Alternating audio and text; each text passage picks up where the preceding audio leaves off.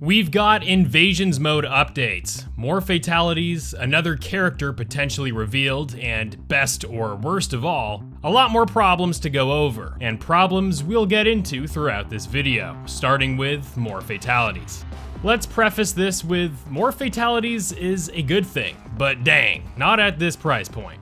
I'm sure many of you are aware of the leaks that have been spreading around due to the data mines hinting at a lot more content, mostly in the form of Invasions Mode updates and additional characters coming to the game for the next few years. Well, we've got more fatalities that are headed our way, and in the video we discussed a few days ago, we went over the patch notes, where in those very notes, we were told that a seasonal fatality was coming to the premium store. Uh-oh, not a good sign, right? Well, as of Friday the 27th of October, that fatality has made its way to the premium store, a Halloween-themed one found in the data mine, going on sale for a whopping $12 US.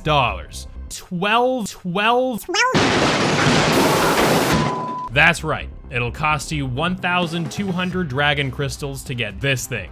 The fatality can be performed by any fighter, and in case you thought this was the only seasonal fatality we were going to get, well, check this out.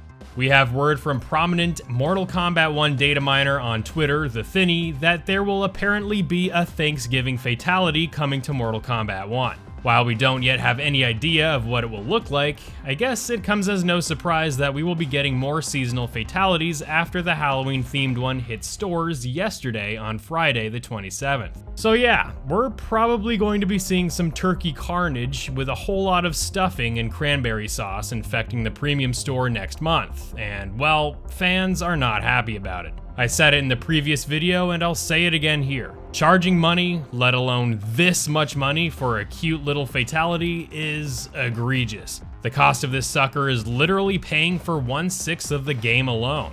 Now, I love the fatality and I'm happy to see something as bizarre as this make its way into the game, but man, charging money for this is really not what the game needs. It is also likely that we will get a holiday-themed fatality as well for December when we see the Cage's Mansion Mesa and Invasions Mode get updated for that mode's holiday event.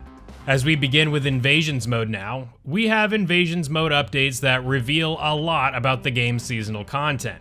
In addition to the Halloween update we are seeing to the Cage's Mansion Mesa and Invasions Mode, it looks like that Mesa will, again, be host to a few other seasonal events. Special thanks to Interloco on Twitter for providing the files that unearthed the 3 events that are to feature the Cage's Mansion Mesa. Interestingly, the game's files indicate that the Cage's Mansion Mesa will update for the following months: October, December, and finally July.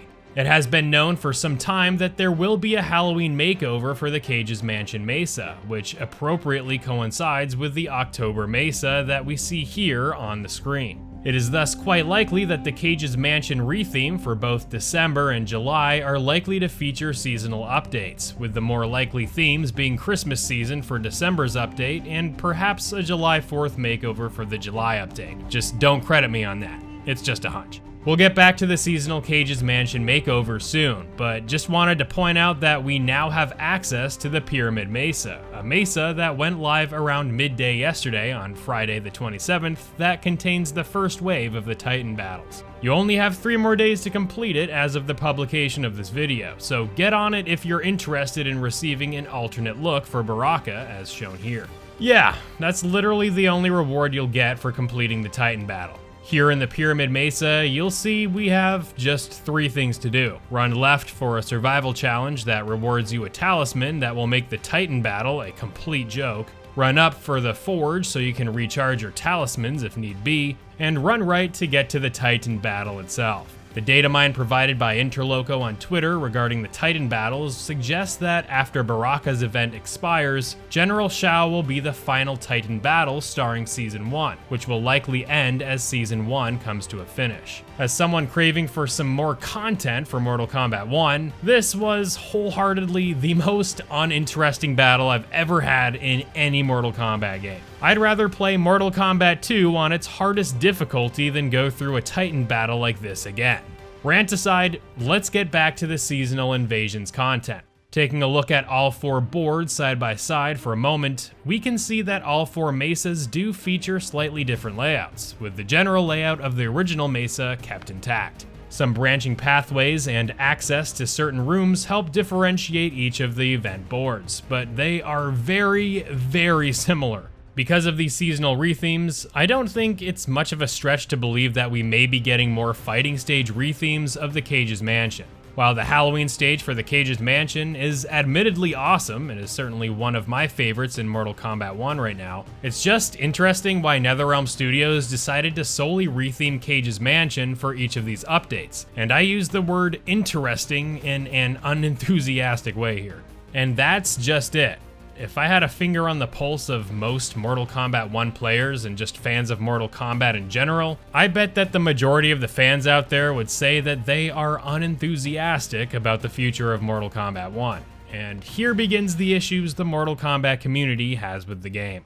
The majority of these issues stem from the fact that NetherRealm Studios is attempting to nickel and dime us for things like fatalities, unique skins and cosmetics and the like, when traditionally they have all been able to be obtained via the crypt and challenge towers in previous Mortal Kombat games. Invasions mode had at least some incentive to go through the mesas at the start, as some skins, an announcer voice, and some other goodies could only be unlocked by completing certain things in the mode. After completing Invasions Mode Season 1, however, we all know that 99% of the unlocks are redundant talismans and items only to be used in Invasions Mode that doesn't have much of anything to do with the awesome loot that we were used to receiving from the crypt in games past. Couple that with not being able to earn experience in the local 2-player mode, some players flat out unable to find people to fight online and the like, and Mortal Kombat 1, for as much hype as it had going in, is really starting to wear off quickly on the fans.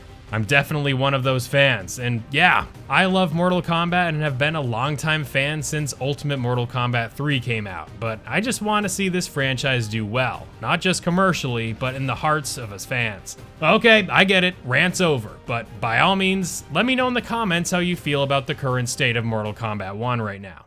And we finally have some more news about a new fighter we are likely to see next year or beyond after the Combat Pack 1 releases, and that fighter is none other than T-1000 from Terminator 2 Judgment Day.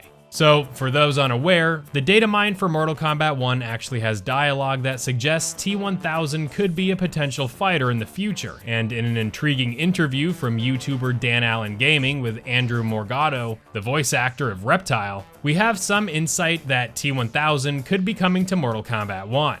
In the interview, Morgado was reminiscing about Ronda Rousey, the MMA fighter and voice actress of Sonya Blade in MK11, being present to record the game's lines, while also revealing that Robert Patrick was also in the recording booth recording his own lines for T-1000. Seeing as Chris Cox was the voice actor for T-800 in MK11, having Robert Patrick voice the T-1000 for Mortal Kombat 11 may hint at content that was scrapped from that game and will perhaps be used in Mortal Kombat 1 as upcoming DLC after the Combat Pack 1 releases its final fighter in July of 2024.